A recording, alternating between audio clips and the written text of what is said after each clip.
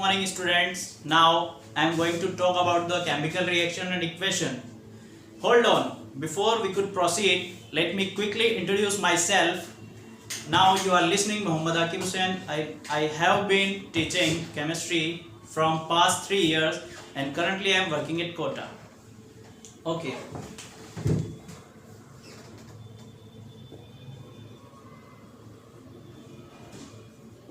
Chemical reactions and equations. Students, in this chapter we will learn about the chemical reactions, how chemical reaction occurs, how can we represent the chemical equation of any chemical reaction, and what are the types of chemical reactions. So students, you know what, life began with the chemical reactions. Every component of this universe is the contribution of chemistry. In fact, many of the things that you take granted in your daily lives, like the food we eat, you know, food takes 4 or 5 hours for complete digestion. If there is no chemical reaction in our body, the food will take 5 or 6 years for complete digestion. The air we breathe is the resultant of the chemical reaction of respiration. The water we drink by the chlorinification or purification of water, our emotions, and literally every object you see around your touch, you see every object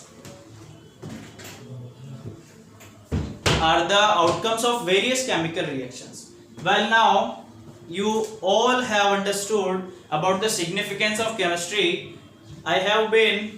You will be able to understand this amazing chapter, that is chemical reaction and equations. Okay, if I am talking about the changes you see around us, like growing of a plant, sunset convert into the sunrise, winter season getting converted into the rainy season or summer season, respiration, cooking of food. So these are the changes which we see around us. If I am considering here some examples like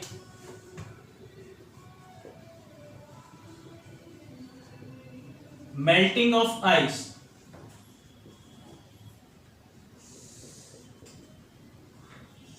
evaporation of water,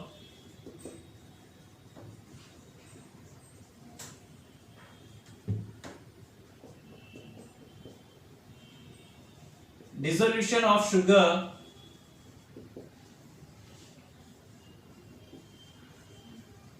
in water,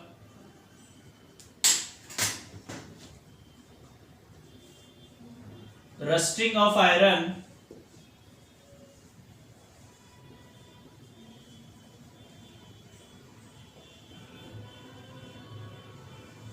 curdling of milk,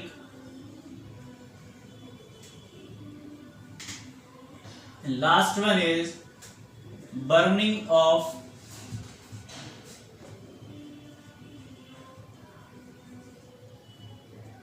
coal. Okay, if I am talking about the first example, that is melting of ice. Melting of ice, when we take ice at room temperature, ice melts and getting converted into the water. Ice that is converted into the water. If we see ice in solid state and water is in liquid state, so in this change only the state change, there is no change in their chemical composition. If I am talking about the chemical formula of ice is H2O and the chemical formula of water is also H2. So we can see here there is no change in their chemical composition, only the state change here. If I am talking about evaporation, is same as if we evaporate the water, water will getting converted into the water vapor. So there is also no change in their chemical composition, only the state of water will be changed into the water vapor. If I am talking about the dissolution of sugar in water, before dissolution of sugar we taste, if we taste the sugar, the taste of the sugar is sweet. and after the dissolution, if we taste the water, we will taste also sweet. So there is no change in the chemical composition of sugar. Before dissolution, the chemical formula of sugar, C6H12O6, and after the dissolution, also the chemical formula of sugar is same. There is no change in their chemical composition, only size of the sugar will be changed. Okay. So if I am talking about above three examples, they do not lead to the formation of any new chemical substance.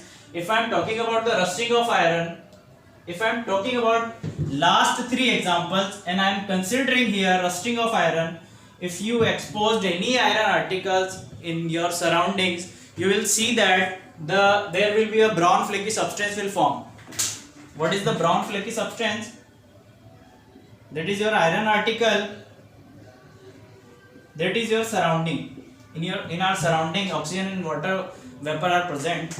So when iron article react with the moisture, then it will get rusted and form ferric oxide.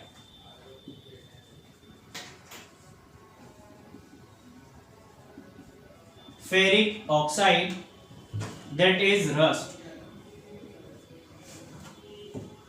This is the formula of rust. This is the brown flaky substance that we see on the upper surface of any iron articles.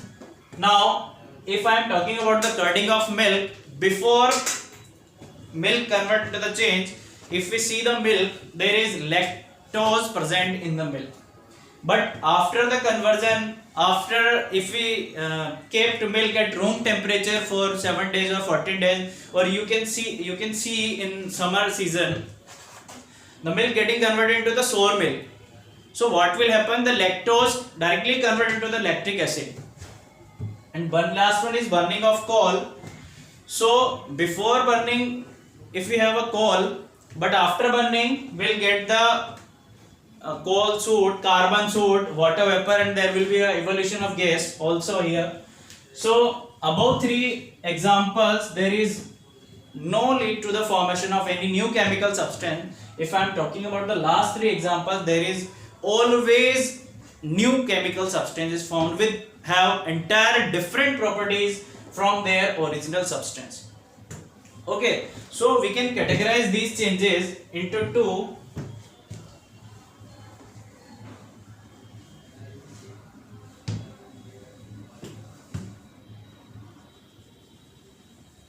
We can categorize these changes into two depending whether a new substance is formed or not.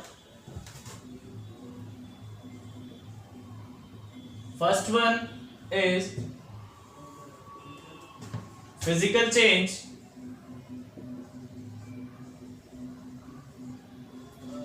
and another one is chemical change. And what is physical change? As earlier we have discussed that types of examples, there is no lead to the formation of any new chemical substance, so we can consider these examples in physical change. So what is the basic definition of physical change? The change in which the physical property of the substance change, but there is no change in their chemical composition. Okay, so if I am considering here some examples like tearing of paper,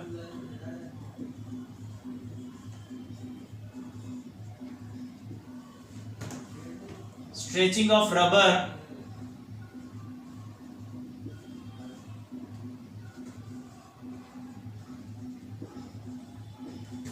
glowing of a bulb,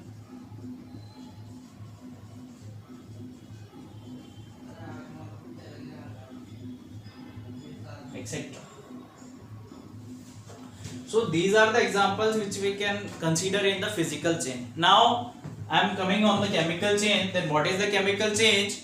The change in which the chemical properties of the substance change, or we can say that there is always new substances formed, are called chemical change. If I am taking examples,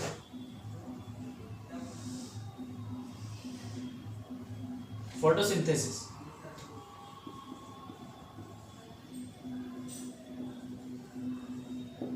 You know photosynthesis? Photosynthesis is the process by which plants or trees make food their own by getting carbon dioxide in water in the presence of sunlight and chlorophyll and make the glucose and release the oxygen gas. That is the photosynthesis. If I am considering another examples, that is respiration,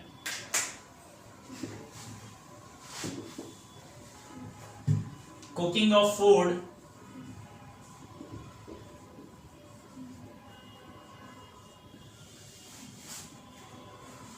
digestion of food,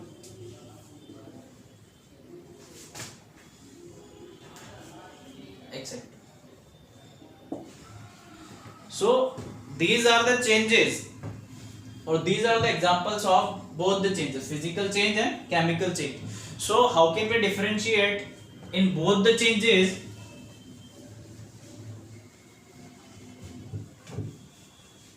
So I am writing here a table by which we can easily differentiate in both the changes.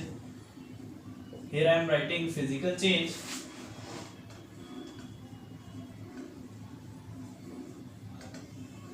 and here chemical change.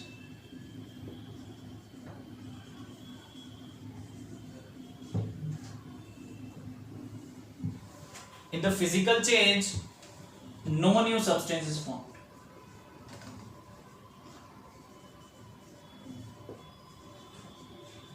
No new substance is formed. Second one, it is temporary change.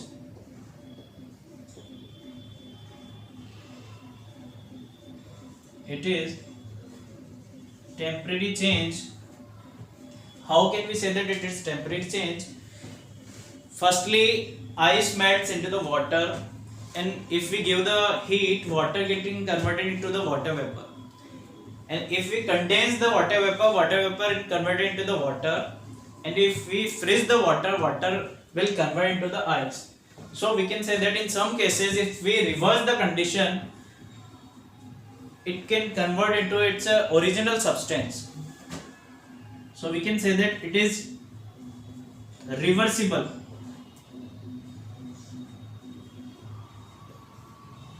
By reverse the condition.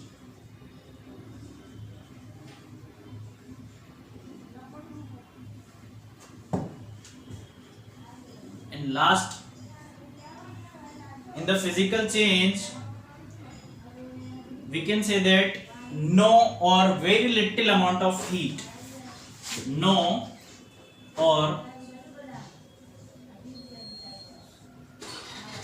very little amount of heat evolved or absorbed. If I am talking about the chemical change, there is always new substances formed.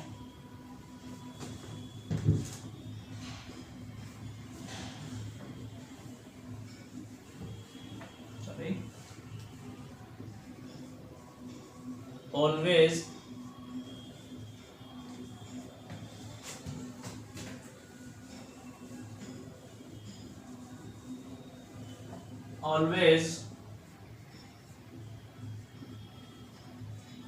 new substance is formed.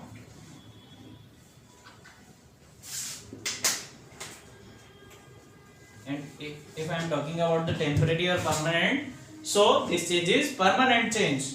It is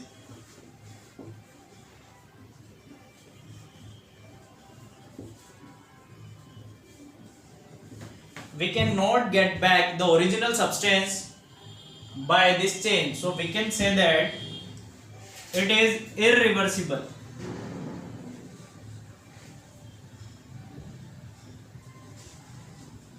It is irreversible. We cannot get the original substance back. And in this change, lot amount of heat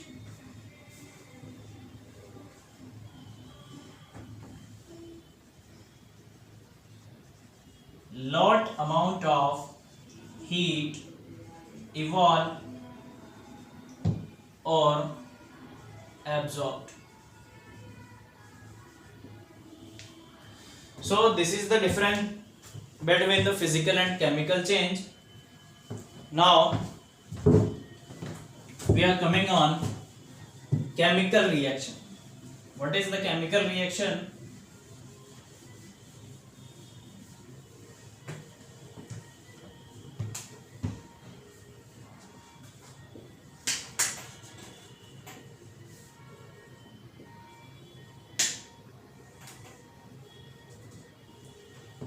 What is the chemical reaction? When the substance or substances undergoes the chemical change to produce new substance or substances with entire new properties, this process is called chemical reactions. In the single line, we can define the chemical reaction. The process involving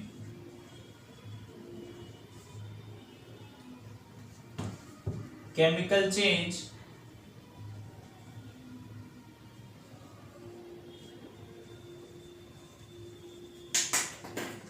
is called chemical reaction.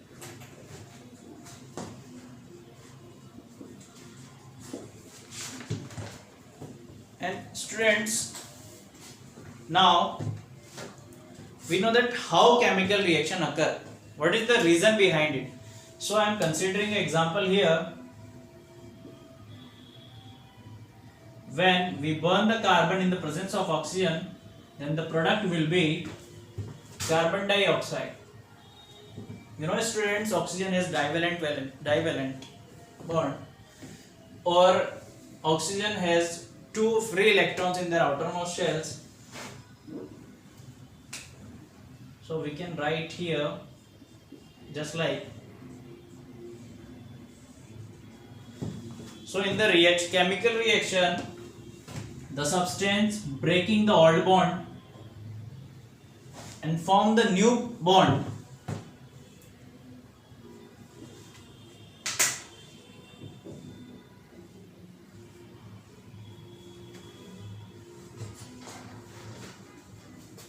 The substance break the old bonds and form new bonds, or we can say that in the chemical reaction, rearrangement of atom take place.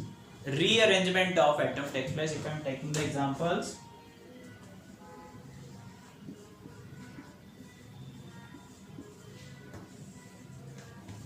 so what will be the product?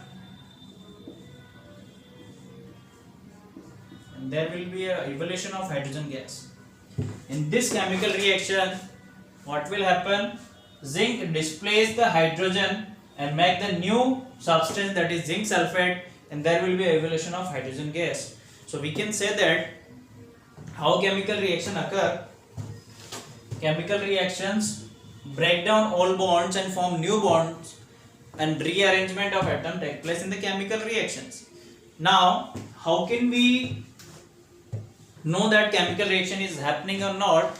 So there are some characteristics by which we can easily observe that chemical reaction is happening or not.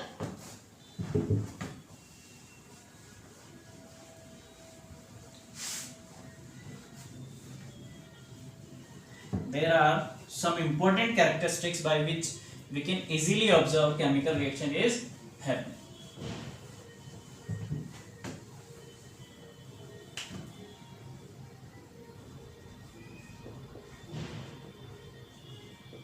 Characteristics of chemical reaction.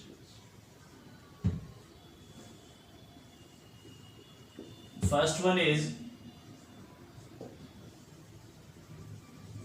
change in state.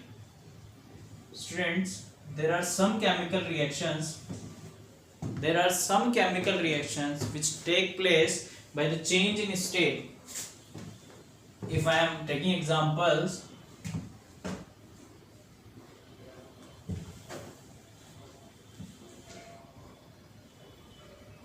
H2 and O2, they both are in gaseous state and they will react together and form H2O, that is in liquid state. So before the reaction they both are in gaseous state, and after the reaction they will form the liquid state. So there are some chemical reactions in which state will be changed. Second one is change in color. There are also some chemical reactions in which the change in color take place. For example, rusting. If I am talking about the rusting, before rusting the iron article has grayish black color. What color? Grayish black in color. But after rusting, iron articles have brown in color, or we can say that a brown flaky substance deposited on the upper surface of the article. So we can say that the rust has brown in color and iron articles is grayish black in color. Okay, and next characteristics is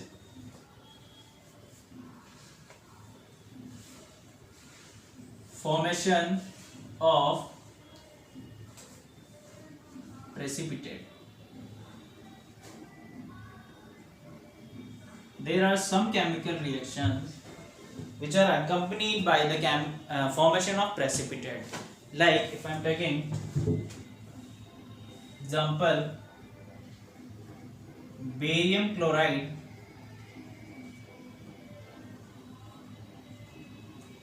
react with sodium sulfate, they will form a white precipitate, barium sulfate along with sodium chloride.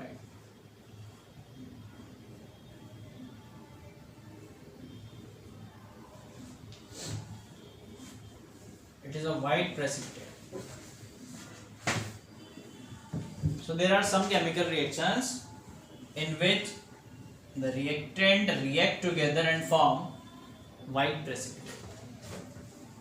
If I am coming on the next characteristics, that is evolution of gas. Evolution of gas. Student, there are also some chemical reactions which are accompanied by the evolution of gas. As I earlier telling you the examples, I am considering here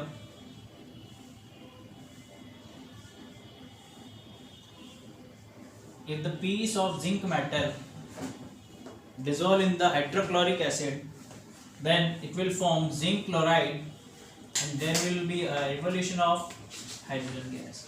So there are many chemical reactions in which gas will be evolved. And last characteristics is change in temperature.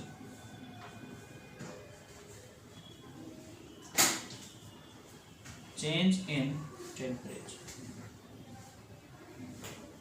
Students, there are many chemical reactions in which accompanied by the change in temperature, that is rise or fall in temperature. So we can categorize these into two chemical reactions. I am writing on this side.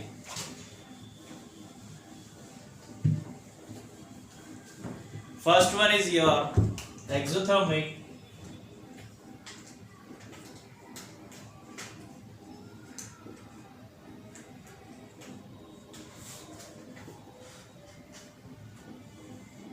and second one is endothermic.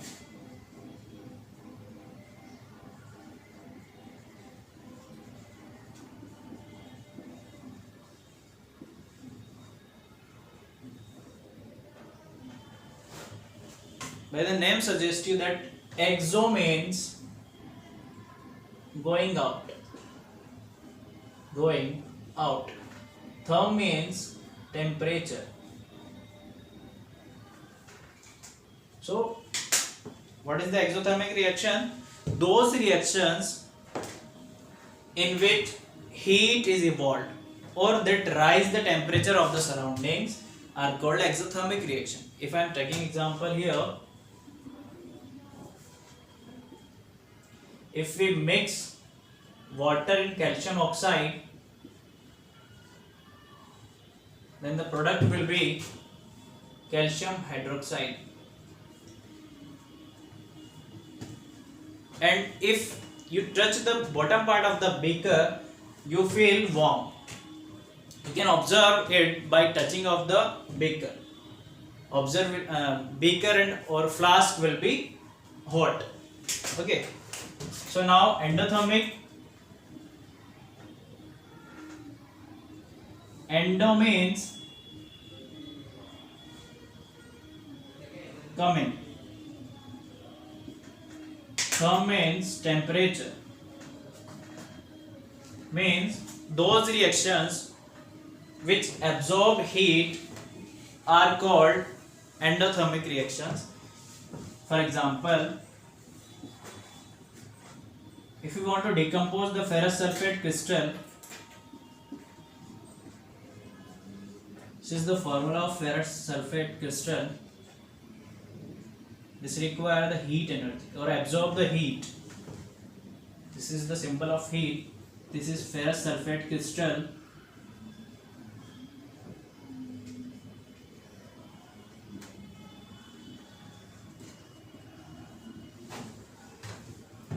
And it decomposes into the ferrous sulfate, anhydrous ferrous sulfate, and water will be released. This is anhydrous ferrous sulfate.